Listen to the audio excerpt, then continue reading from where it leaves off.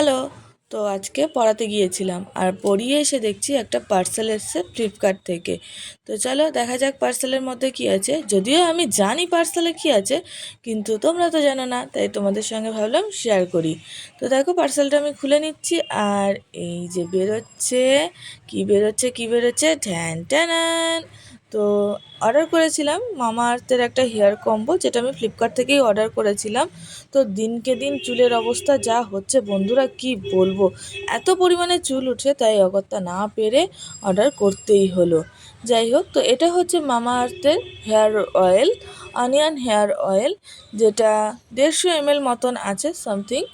তো এটা হচ্ছে গিয়ে মামা আর্থের হেয়ার কন্ডিশনার, যেটা 250 ml মতন আছে। আর নেক্সট হচ্ছে অনিয়ন শ্যাম্পু, এটাও 250 ml মতন আছে। তো এটা আমি ফ্লিপকার্ট থেকে অর্ডার করেছি, আর আমি তো ভীষণ খুশি। সবাইকে টাটা।